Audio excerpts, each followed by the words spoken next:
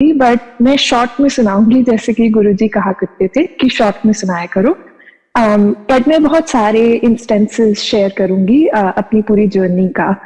मैंने पहले भी एक बार वैसे तो शेयर करा है, बट मैं दोबारा से शुरू से स्टार्ट करूंगी, क्योंकि गुरुजी से मिलने की अपॉर्चुनिटी के बारे में मैं जितनी बारी बता पाऊँ मैं उतना ही खुश होती हूँ बताने में। तो मेरे मम्मी पापा पहली बार गुरुजी से मिले थे बैसाखी के दिन 2006 में, और उसके कुछ टाइम के बाद में वो हमें भी लेके गए थे, मुझे और मेरे छोटे भाई को गुरुजी से मिलने के लिए। तो जब पहले दिन मैं गई तो बाहर खड़े थे हम, छोटे एम्पायर स्टेट मंदिर के बाहर लाइन में खड़े थे। तो मुझे पापा ने बोला कि बेटा ये बहुत पावरफुल गुरुजी हैं, आप इनसे कुछ मांगना चाहें तो मांग लेना। तो मैंने उनसे पूछा कि क्या मांग सकती हूँ। मैं उस टाइम पे 12th स्टैंडर्ड में थी, तो कोई बहुत ज्यादा चीजें ऐसे थी नहीं मांगने के लिए। तो उन्होंने कहा यूजुअली लोग ऐसे फिजिकल कुछ एलिमेंट्स होते हैं या कुछ होता है तो वो मांग लेते हैं। तो मैंने अपने मन में सोचा, मैं टीनेजर थी तो पिंपल्स होते थे, तो गुरुजी को कि पिंपल्स दूर करवा देंगे व्हाटएवर। तो मैं गई अंदर, मत्था टेका। जैसे मत्था टेक रही थी और मैंने अभी अपना मुंह खोला नहीं था, मैंने बस बोलने की कोशिश करी, और इतने में गुरुजी ने बहुत जोर से डांट के बोला, मंगिया ना कर, कम खराब कर लेंगी। तो पहले तो मुझे समझ में भी नहीं आया कि उन्होंने बोला क्या है। तो उनके साइड में एक अंकल बैठे थे, उन्होंने बड़े प्यार से मुझे कहा कि बेटा इसे मांगते नहीं है, आप जाके बैठ जाओ।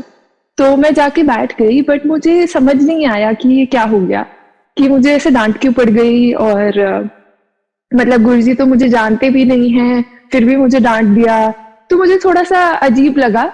लेकिन बैठ गई मैं वहां पर। तो फिर वहां पर शब्द बानी चला, मैंने सारा सब कुछ ऑब्जर्व करा कि कैसे चल रहा है पूरा सिस्टमैटिक वे में, कितना लंगर मिल रहा है, सब लोग कितने शांति से आके बैठ रहे हैं, कोई बातें नहीं कर रहा है एक दूसरे से। तो और बहुत पीसफुल लगा, बहुत अच्छा लगा वहां पर। मगर डांट खाना उतना अच्छा नहीं लगा था। तो बट फिर भी आगे जाते रहे। उस टाइम पे मैंने पापा ने मुझे कन्विंस करा कि हो सकता है बेटा आप कुछ गलत मांग रहे होगे, तो इस वजह से गुरुजी ने डांट दिया होगा। तो मैंने बात मान ली कि ठीक है, हो सकता है। बट एक और बार ऐसा अटेम्प्ट करा, फिर से मुझे डांट पड़ी। तो मुझे ये समझ आ गया कि शायद जो बोल रहे हैं वो मान लेना चाहिए और नहीं मांगना चाहिए। तो एनीवेज फिर आगे जाते रहे। ऑल्दो मुझे उसके बाद में गुरुजी से थोड़ा डर लगने लग गया कि वो हर बार मुझे डांटते ही हैं, तो शायद वो मुझे प्यार नहीं करते, या मुझ में कोई कमी है, कुछ तो है जिसकी वजह से मुझे ही डांट पड़ती है और तो किसी को नहीं पड़ती। और पापा को तो उन्होंने कहा था कि मांगो कि मांगना है। तो बहुत अजीब लगा कि फैमिली के 2 मेंबर्स को अलग अलग इंस्ट्रक्शंस दे रहे हैं गुरुजी। बट ये डर भी गुरुजी ने मेरा निकाला एक बार। एक बार ऐसा हुआ कि हम लोग किसी नई संगत को लेके गए थे वहां मंदिर, और वो मेरी एक्चुअली स्कूल की फ्रेंड को लेके गए थे। तो मैं और मेरी फ्रेंड थोड़ा सा वहां एम्पायर स्टेट में वॉक कर रहे थे, जब तक हम वेट कर रहे थे सब लोगों का या लाइन में। तो हम थोड़ा सा आगे निकल गए, मम्मी पापा उसके मम्मी पापा को ले गए और मत्था टिकवा लिया और बाहर आ गए। तो जब हमारी टर्न आई आज्ञा लेने जाने की, तो पापा ने मुझे बोला कि बेटा जब नई किसी संगत को लेके जाते हैं तो इंट्रोड्यूस करना होता है गुरुजी को। तो मैंने उनको बोला कि मैं तो नहीं गुरुजी से बात करूंगी, वो मुझे डांट देते। बट तो पापा ने बोला नहीं बेटा ऐसे बात करनी पड़ती है, बताना पड़ता है। तो मैंने कहा अगर वो पूछेंगे तो मैं बता दूंगी। और ऑब्वियसली गुरुजी ने मेरी सारी बातें बाहर सुन ली थी, तो उन्होंने मुझसे अंदर जाने पे पूछा कि ये कौन है, और फिर ब्लेसिंग्स भी दी कि चलो ऐश करो। तो गुरुजी ने मुझे ये समझा दिया कि ऐसा कुछ नहीं है कि वो मुझे नहीं पसंद करते हैं, बस बात यही है कि मंगिया ना कर, कम खराब कर लेंगी। बट अब जब इतने साल हो गए हैं उस बात को, तो जब मैं कभी भी उस बारे में सोचती हूँ तो मुझे बहुत अच्छा फील होता है आज कि गुरुजी ने ऐसा कहा कि मंगिया ना कर, कम खराब कर लेंगी। क्योंकि बहुत बार मेरी लाइफ में ऐसा हुआ है कि जो मैं सोच रही होती हूँ उससे गुरुजी मुझे कई ज्यादा देना चाहते होते हैं, और मुझे नहीं पता होता कि मुझे क्या चाहिए या मेरे लिए क्या बेस्ट है। तो आज की डेट में अब ऐसा हो गया है कि मुझे पता है कि गुरुजी ने हमेशा मुझे ज्यादा ही देना है। कभी मुझे अगर मेरे को कुछ नहीं भी मिल रहा है तो मुझे कोई ऐसे, मैं अपसेट नहीं होती उस चीज के बारे में। मुझे हमेशा पता है कि जो भी गुरुजी कर रहे हैं वो मेरे लिए ही बेस्ट कर रहे हैं, तो मुझे इस बारे में सोचने की कोई जरूरत ही नहीं है। और आज का शब्द भी अभी जो चला था वो यही था कि रब दी रजा विच राजी होना सीख ले। तो मेरी तो लाइफ का थीम ही यही है कि मंगिया ना कर कम खराब कर लेंगी, या रब दी रजा विच राजी होना सीख ले। एनीवेज, तो हम गुरुजी के पास जाते रहे। तो मैं बचपन से ही शिवजी की बहुत भक्त थी, बट मैं थोड़ा प्राइवेटली ही पूजा करती थी हमेशा। तो एक बार हम लोग गुरुजी के एम्पायर स्टेट वाले मंदिर में बैठे थे, तो गुरुजी ने किसी को सत्संग करने के लिए बोला। तो वो जो भी थे उन्होंने मुझे सत्संग याद नहीं है, मुझे कुछ भी याद नहीं है उसके बारे में, बस मुझे एक बात याद है कि उन्होंने कहा कि गुरुजी शिवजी का रूप है। तो इस चीज में मुझे हल्का सा ऑफेंस लगा, क्योंकि मैं शिवजी को बहुत मानती थी। तो मुझे ये नहीं समझ आया कि ये जो इंसान रूप में बैठे हैं वो शिवजी कैसे हो सकते हैं। तो मैं साइड में जब वो सत्संग खत्म हुआ, शेयरिंग, उसके बाद में हम लोग बैठे हुए थे और फिर शब्द चल रहे थे। तो मैंने अपने मन में सोचा कि अगर आप शिवजी का रूप हो तो आप अभी मेरी तरफ देखो और स्माइल करो। तो गुरुजी एकदम ऑपोजिट डायरेक्शन में देख रहे थे, लेकिन कुछ मिली सेकेंड्स के अंदर उन्होंने मेरी तरफ देखा और बहुत बड़ी सी प्यारी सी स्माइल दे दी। तो मैं एकदम से डर गई, बट कुछ टाइम के बाद में मैंने कन्विंस कर लिया कि ये कोइंसिडेंस था। ऐसा मैंने 2 बार करा, 2 बार गुरुजी ने मेरी तरफ देखा और स्माइल करा। मैंने दोनों बार अपने आप को कन्विंस कर लिया कि ये कोइंसिडेंस था। फिर मैंने कहा चलो थोड़ा सा एक डिफिकल्ट, समवॉट डिफिकल्ट चीज बोलते हैं, जिससे कि प्रूव हो जाएगा, फाइनल है ये, इसके आगे और कोई टेस्ट नहीं दूंगी मैं गुरुजी का। तो जब भी मैं और मेरा भाई जाते थे मंदिर, तो गुरुजी हमें फर्स्ट राउंड लंगर करवा के वापस भेज देते थे। तो आई थिंक 10 बजे के अराउंड का कुछ टाइम होता था जब हम वापस चल पड़ते थे। बट जब भी मम्मी पापा जाते थे तो वो बहुत लेट तक रोकते थे और उनको एक्स्ट्रा प्रसाद भी मिलता था। तो पापा मम्मी बहुत सारी ऐसी बातें बताते थे, तो मुझे हमेशा क्यूरियोसिटी थी कि मुझे भी रुकना है लेट तक। तो बट हमारा स्कूल होता था मंडे को, तो इसलिए, और हमारा डे फिक्स था संडे का, तो शायद से इस वजह से गुरुजी बहुत प्रैक्टिकल होते थे, तो शायद इस वजह से वो हमें लेट तक नहीं रोकते थे। बट मेरी उस दिन जिद हो गई कि मैंने कहा कि अगर आप शिव जी का रूप है तो आप मुझे सुन सकते हैं, तो आप आज हमें रात को 12 बजे तक रोकिए। तो उस दिन ऑब्वियसली गुरुजी ने हमें लंगर के बाद थोड़ी देर और बिठा लिया। तो वो कितनी देर हुई थी हमें पता नहीं था, बट एक रैंडम पॉइंट पे गुरुजी ने बोला चलो। तो पापा मम्मी दोनों ने अपना मत्था टेका। जब मेरी टर्न आई मत्था टेकने की, तो जैसे मेरा मत्था, अभी मैं नीचे झुकी हुई थी, गुरुजी ने अपने साइड में किसी लड़की को बोला, और फिर बज गए 12, हो गया तेरा हैप्पी बर्थडे।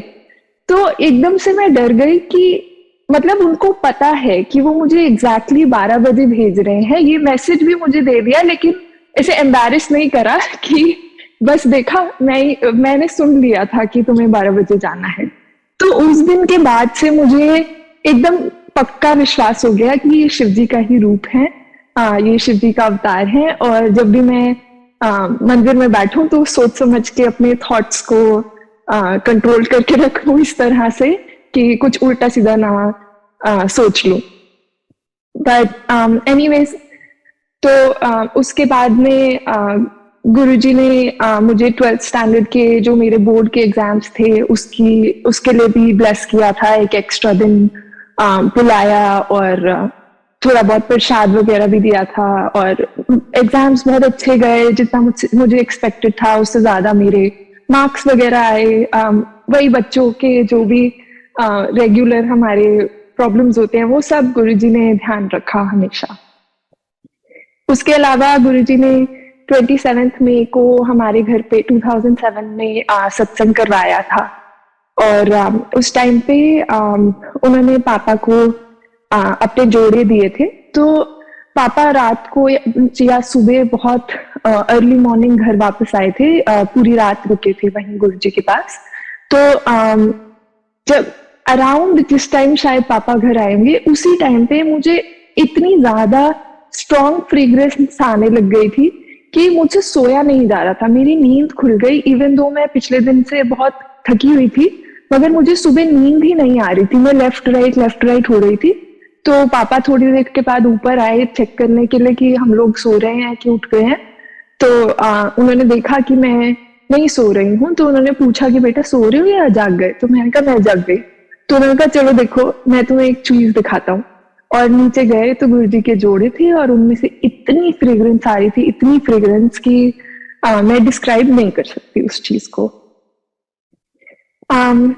उसके बाद ऑब्वियसली गुरुजी ने चोला छोड़ दिया। अब ये बात हमें ऑब्वियसली उस पूरे टाइम पीरियड में जब हम जाते रहे तब तक कभी रियलाइज नहीं हुआ था कि कितने शॉर्ट टाइम के लिए हम गुरुजी से मिल रहे हैं। और बट फिर भी गुरुजी ने पहले दिन मुझे वो डांट लगा के कि मंगया ना कर काम खराब कर लेंगी, मेरी पूरी आगे की लाइफ सेट कर दी थी। ये बात मैं अब रियलाइज करती हूँ कि एक एक चीज, एक एक शब्द, एक एक मोमेंट जो हमने गुरुजी के साथ बिताई वो उसका कुछ मीनिंग था, कुछ पर्पस था। तो जहां तक मंगया ना कर कम खराब कर लेंगे वाली बात है, उसके लिए मुझे ऐसा फील होता है कि गुरुजी ने मेरी लाइफ बहुत सिंप्लीफाई कर दी। अगर मुझे कुछ मिल जाता है तो वो मेरे लिए बेस्ट है, और जो चीज नहीं मिलती है उसमें ये पॉजिटिव एटीट्यूड रहता है कि गुरुजी ने नहीं दिलाया तो कोई कारण होगा, और मैं वो कारण भी नहीं जानना चाहती। मुझे बस ये है कि जो गुरुजी मुझे दिलाएंगे वो बेस्ट होगा, एंड वही, that is it, full stop. उसके आगे मुझे कुछ ना सोचना है ना कुछ समझना है। तो गुरुजी ने काफी, अभी मैं बहुत ज्यादा मटेरियलिस्टिक वाली बातों के बारे में बात नहीं करना चाहती हूँ, तो बहुत सारी जॉब्स दिलवाई जो मुझे चाहिए थी, और यूएस शिफ्ट करवाया। उन्होंने यूके घूमने मतलब काम के लिए यूके घूमने जाने का मौका दिया। तो ये सारी बहुत सारी चीजें उन्होंने दिलवाई। मगर जो बेस्ट उन्होंने अभी रिसेंटली हमें दिया वो ये था कि हमारी शादी होनी थी, तो 2021 में सोच रहे थे करने की, बट क्योंकि कोविड चल रहा था और बहुत सारी रिस्ट्रिक्शंस थी ट्रैवल वगैरह पे, तो ना हम इंडिया जा पा रहे थे ना मम्मी पापा यूएस आ पा रहे थे। तो काफी मुश्किल में पड़े हुए थे सब लोग। तो अक्टूबर में या सितंबर एंड में 2021 में न्यूज आई कि यूएस की फ्लाइट्स खुलने वाली हैं, इंडिया से यूएस की फ्लाइट्स नवंबर में खुल जाएंगी। तो मम्मी पापा ने कहा चलो कोई नहीं, यूएस में ही कर लेते हैं शादी।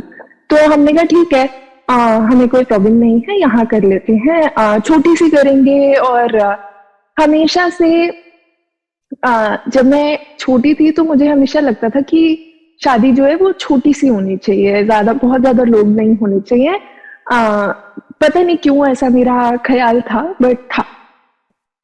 तो हम न्यू जर्सी में थे उस टाइम पे, तो हमने सोचा कि न्यू जर्सी के जो मंदिर में त्रिलोकी अंकल जो कोऑर्डिनेटर हैं उनसे बात कर लेते हैं कि अगर मंदिर में हो सके तो अंकल ने कहा ऑफ कोर्स कर लेंगे, यहाँ कर लेंगे। और आंटी भी बहुत एंथुजियास्टिकली पार्टिसिपेट कर रहे थे उस चीज में। तो आंटी अंकल दोनों ने कहा कि हाँ हाँ यहाँ कर लेंगे। तो अब यहाँ यूएस में हम लोग भी बहुत ज्यादा किसी को जानते नहीं थे, कुछ पता नहीं था अच्छे से, लेकिन जो संगत के लोग थे उन सब लोगों ने हमारी शादी इस तरह से कराई कि जैसे फैमिली मेंबर से भी बढ़ के पार्टिसिपेट करा। सिर्फ पार्टिसिपेट ही नहीं, इतना हेल्प करा कि कभी इमेजिन भी नहीं कर सकते थे कि बिना पेरेंट्स के यहाँ हुए, और कोई family members as such like direct family members नहीं है जो कि हमें ऑर्गेनाइज करने में हेल्प कर सके। मगर गुरुजी की संगत ने ऐसे प्यार दिखाया, ऐसे हेल्प करा कि हम बिल्कुल कुछ कभी इमेजिन नहीं कर सकते थे। गोइंग बैक टू, मैंने कहा था कि मैं छोटी सी शादी चाहती थी, तो उस टाइम पे जब फेरों की बात हो रही थी कि फेरे कैसे करने हैं वगैरह, तो मैंने जो मेरे 2-4 फ्रेंड्स हैं यहाँ पे, उनको भी फेरों के लिए नहीं बुलाया, एक अलग से जगह पे रिसेप्शन करने वाले थे, तो सिर्फ वहां रिसेप्शन के लिए बुलाने का सोचा था। मैंने सोचा था कि सिर्फ हमारे 4 फैमिली मेंबर्स और मेरे हस्बैंड के 4 फैमिली मेंबर्स, हम लोग बस आपस में 8-10 लोग, 2-4 अगर संगत के लोग आना चाहिए तो बस इतने से लोग फेरों के टाइम पे आ जाएंगे। तो अंकल ने हमसे पूछा कि किसको बुलाना है, तो हम मतलब क्योंकि गुरुजी ने कहा था कि मंगया ना कर कम खराब कर लेंगे, तो जो भी कोई भी डिसीजन होते थे, अंकल कुछ भी सवाल पूछते थे, मैं उनको बोल देती थी आप देख लो। तो उन्होंने ऑलमोस्ट सब संगत को इनवाइट करा, और वो इतनी लार्ज स्केल पे संगत आई हुई थी और सब लोग इतने खुश थे उस टाइम पे, और इतने अच्छे से उन्होंने पार्टिसिपेट करा शादी में कि मुझे कभी मैं अपने इमेजिनेशन में भी नहीं कभी सोच सकती थी कि ऐसे होगा।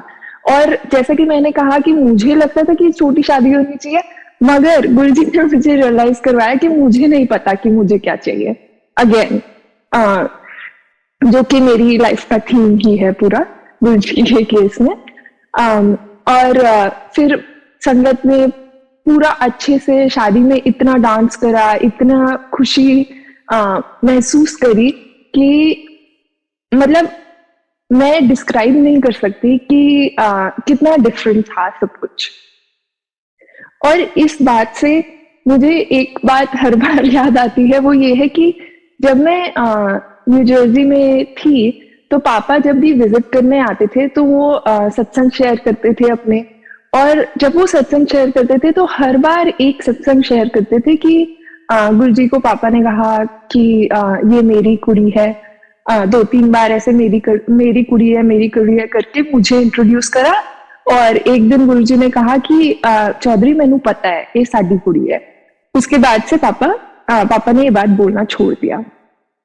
तो जब भी पापा ये सत्संग शेयर करते थे, मुझे हमेशा लगता था कि ऐसे ही गुरुजी ने कह दिया होगा पापा का दिल रखने के लिए। पता नहीं क्यों वो हर बार ये शेयर करते हैं, मुझे थोड़ा सा अजीब लगता था जब वो शेयर करते थे।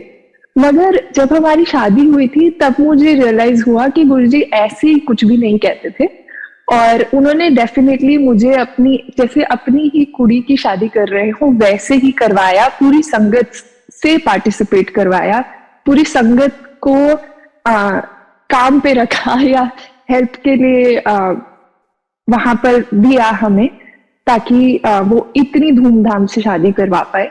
और उस टाइम पे मुझे रियलाइज हुआ कि वो ऐसे ही नहीं कहते हैं कुछ भी, और शुक्राना है गुरुजी का कि वो ऐसा करवा पाए। एनीवेज फिर हमारी शादी के बाद में मेरे भाई की भी शादी होनी थी, तो फरवरी के मंथ में डिसाइड किया था। एक्चुअली मेरा भाई मुझसे पूछ रहा था कि कब करवाएं, फिर उसकी शादी के लिए कब रखें, क्योंकि मेरे वीजा का इशू था, तो कि मैं कब आ पाऊंगी अटेंड करने। तो मैंने उसको बोला कि तुम रख लो जो भी डेट रखनी है, अगर गुरुजी चाहते होंगे तो मैं आ जाऊंगी, वो सब तुम्हें पता ही है कि गुरुजी के हाथ में ही होता है। तो उन्होंने फरवरी की डेट डिसाइड कर ली, और डेट डिसाइड होने के 2-3 हफ्ते के बाद ही मुझे अपनी वीजा की अपॉइंटमेंट मिल गई, और मैं ऑब्वियसली अपने भाई की शादी भी अटेंड कर पाई। तो गुरुजी हमेशा ध्यान रखते हैं और उनपे भरोसा रखना बहुत जरूरी होता है। अभी रिसेंटली मेरी जॉब की वजह से हमें न्यू जर्सी से सैन फ्रांसिस्को शिफ्ट होना था, तो मुझे थोड़ा सा रेजर्वेशंस थी उसके बारे में, मैं नहीं मूव करना चाहती थी, क्योंकि ऑब्वियसली इतनी प्यारी संगत मिली थी, इतना कुछ हुआ पिछले 1 साल के अंदर, तो मुझे बहुत ऐसे अटैचमेंट सा फील हो रहा था और मन नहीं था मूव करने का। तो मैंने गुरुजी को प्रे करा कि गुरुजी अगर मेरे लिए ठीक है तो मैं यहीं रुक जाती हूँ। तो मैंने कोशिश करी रुकने की, लेकिन नहीं हो पाया। तो मुझे बस लेकिन यही अब गुरुजी पे ये विश्वास तो जरूर है कि जो भी वो करवाते हैं वो मेरे लिए बेस्ट होता है। तो मैं मैंने कोशिश करी, नहीं हुआ तो मुझे कोई ऐसे, मैं उदास नहीं हुई, मगर जैसे भी हुआ मूव हो गए। अब मूव होने के 6 महीने के बाद आज 6 महीने से थोड़ा सा ऊपर हो गया है हमें मूव हुए। मुझे ये रियलाइज हो रहा है कि यहाँ पर मुझे बहुत अच्छा लग रहा है अब, और मुझे समझ नहीं आ रहा कि मुझे मूव होने में इतनी प्रॉब्लम क्यों हो रही थी पहले, क्योंकि यहाँ बहुत सुंदर है सब कुछ और बहुत अच्छा है। तो गुरु जी को पता है कि उन्होंने क्या देना है एट ऑल टाइम्स। और यहाँ पर भी संगत मिल गई है अब हमें सैन फ्रांसिस्को में, जहाँ हम लोग सत्संग में जाते हैं, और वो भी एक नई फैमिली की तरह सब जगह पे संगत परिवार मिल जाता है, और सब लोग इतना प्यार करते हैं कि कभी भी कहीं भी मूव करना हो तो कोई बहुत ज्यादा सोचने की जरूरत नहीं होती है। अभी रिसेंटली मेरी एक एक्चुअली फ्रेंड की भी थोड़ी सी तबीयत खराब हुई थी यहाँ यूएस में ही, तो मैंने कोशिश करी थी कि मैं उसके पास जाके उसकी हेल्प कर पाऊं, लेकिन किसी रीजन से मैं नहीं जा पाई। तो उस टाइम पे भी मैंने सोचा कि अगर मेरे साथ ऐसा कुछ हुआ होता तो मैं कैसे हैंडल करती सिचुएशन को। बट जैसे ही वो ख्याल आता है उसी टाइम मुझे ख्याल आया कि ऑफ कोर्स गुरुजी की संगत होएगी मेरे पास हमेशा। तो उस चीज के लिए हमेशा हमेशा गुरुजी को शुक्राना करती हूँ मैं कि वो इतना कॉन्फिडेंस देते हैं, हम कहीं भी हों पूरे वर्ल्ड में गुरुजी की संगत इतना बड़ा कॉन्फिडेंस है हमारे लिए कि इससे बढ़ के कुछ है ही नहीं लाइफ में। तो बस गुरुजी का हमेशा हमेशा शुक्राना, और मैं हमेशा होप करती हूँ कि गुरुजी हमेशा मेरे साथ रहे और इसी तरह से मुझे ब्लेस करते रहे और आगे भी लाइफ में सपोर्ट करते रहें, और सब संगत को भी प्यार देते रहें और सब संगत को ब्लेसिंग्स मिलती रहे। जय गुरुजी, शुक्राना गुरुजी। सत्संग तो ऑफ कोर्स बहुत सारे हैं गुरुजी के, कितने भी करें तो कम ही होते हैं। तो मैं एक दो अपनी पहले की जॉब्स वगैरह के बारे में बात कर सकती हूँ। मैं 2014 में यूएस आई थी मास्टर्स करने के लिए। तो उस टाइम पे थोड़ा सा मुझे पैसों को लेके एप्रीहेंशन था। मैं नहीं चाहती थी कि बहुत ज्यादा पैसा खर्च हो, या मैं हमेशा पैसों के मामले में थोड़ा सा कॉन्शियस रहती हूँ, तो मुझे हमेशा से इस चीज की टेंशन थी। बट गुरुजी ने ऐसे चक्कर चलाया कि मुझे 90% के अराउंड मास्टर्स के लिए स्कॉलरशिप मिल गई, जो कि बहुत रेयरली किसी को मिलती है इतनी ज्यादा। और उसमें भी ऐसा हुआ कि पहले उन्होंने 80% के अराउंड दी थी, बट मुझ में पता नहीं कहाँ से गुरुजी कभी कभी कॉन्फिडेंस डाल देते हैं। तो मैं उनसे नेगोशिएट कर रही थी कि नहीं, मुझे और चाहिए, और मतलब बस सिर्फ इतना कहने पे कि मुझे और चाहिए उन्होंने और दे दी, जो कि पता नहीं ऐसे इतनी आसानी से होता है या नहीं होता है, मगर मेरे साथ ऐसा हो गया। फिर 2016 में मैं मास्टर्स से जब मैंने ग्रेजुएट करा, तो यहाँ यूएस में जॉब मिलना काफी मुश्किल रहता है, खास करके वीजा पे जो स्टूडेंट्स होते हैं उनके लिए। तो मुझे ऑफ कोर्स टेंशन थी, मगर उसके लिए एक जब ग्रेजुएट होते हैं उसके बाद के 2 या 3 महीने के अंदर की आपको एक डेट डिसाइड करनी होती है जब आप अपनी जॉब स्टार्ट करेंगे। तो वो डेट मेरे लिए पड़ रही थी जून या जुलाई के किसी दिन की। तो ऑब्वियसली जुलाई का महीना अगर साथ में आ जाए तो मैं एक ही डेट सोच सकती हूँ, जो कि है 7 जुलाई। तो मैंने 7 जुलाई की डेट भर के दे दी कि मुझे 7 जुलाई को मैं जॉब स्टार्ट कर सकती हूँ। मगर मेरे पास जॉब नहीं थी करने को उस टाइम पे। वो बस ऐसे ही एक रैंडम डेट देनी होती है हमको। तो मैं जॉब ढूंढ रही थी। एक दिन मतलब जब 7 जुलाई से 3-4 हफ्ते पहले की बात है, एक दिन बैठे बैठे एक हमारे कॉलेज के एलमनाई का सामने से मुझे मैसेज आ गया कि आपको जॉब चाहिए क्या। तो मैंने बोला कि हाँ मुझे चाहिए, और बहुत ही सरप्राइजिंग था कि उसने मुझे अप्रोच करा रादर दैन कि मैं किसी से जाके पूछ रही हूँ कि आप मुझे जॉब देंगे कि नहीं देंगे। उन्होंने सामने से पूछा कि क्या आपको जॉब चाहिए। और फिर जब इंटरव्यू का प्रोसेस स्टार्ट हुआ तो एक बहुत ही डिफिकल्ट पर्सन बोलूंगी मैं उनको, जो कि मतलब बहुत एजुकेटेड, उनके 2-3 मास्टर्स डिग्री, 1-2 पीएचडी, पता नहीं क्या क्या उनके काफी क्वालिफिकेशंस थे। उन्होंने मेरा इंटरव्यू लेना शुरू किया तो वो बीच में एकदम से उन्होंने एक बहुत डिफिकल्ट क्वेश्चन पूछा जिसके बारे में मैं आज भी सोचती हूँ तो मुझे नहीं पता कि मुझे आंसर कैसे पता था उसका।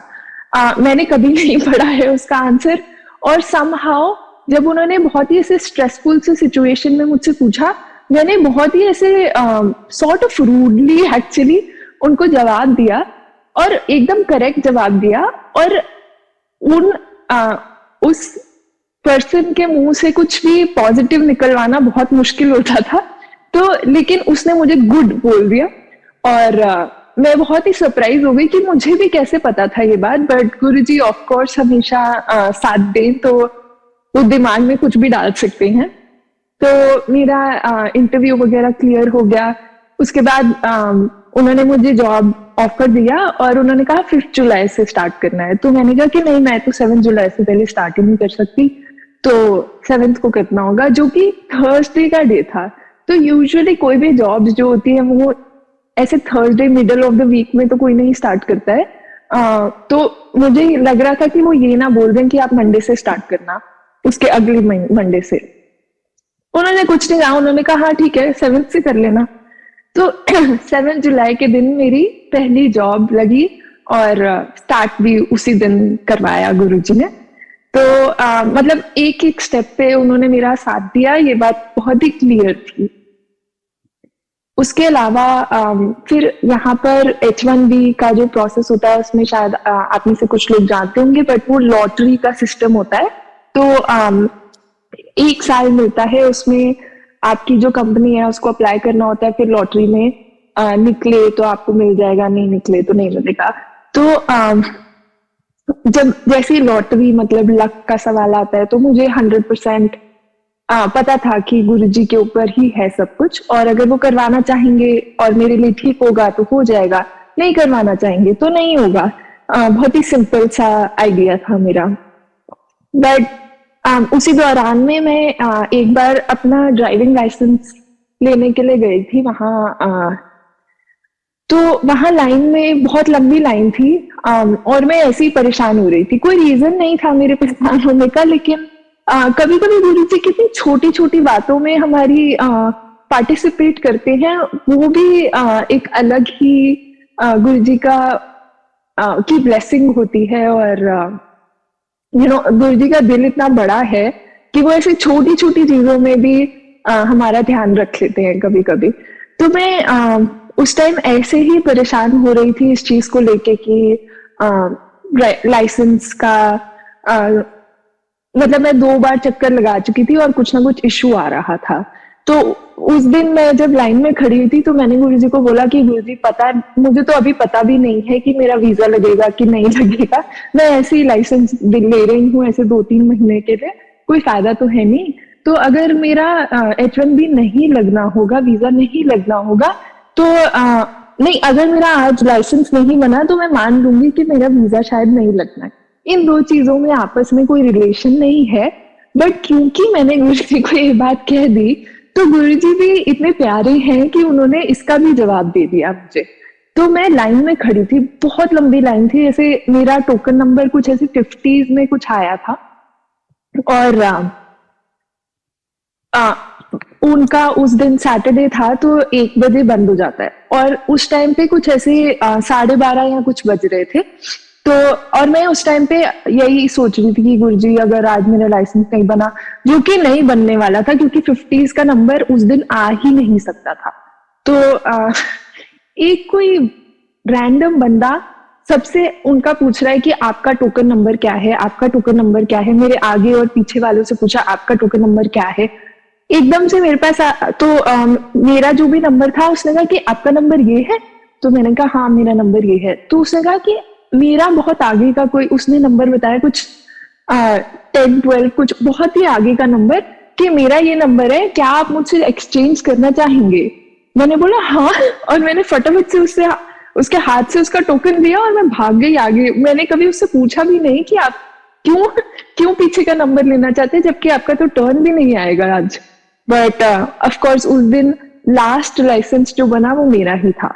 तो गुरुजी इतनी छोटी सी बात में भी पार्टिसिपेट कर रहे थे मेरे साथ। और कैसे किसी एक रैंडम बंदे को वो मेरे से टोकन नंबर एक्सचेंज करने के लिए उन्होंने भेज दिया। तो कितनी छोटी से छोटी और बड़ी से बड़ी बातों में गुरुजी पार्टिसिपेट कर रहे हैं हमारी। उस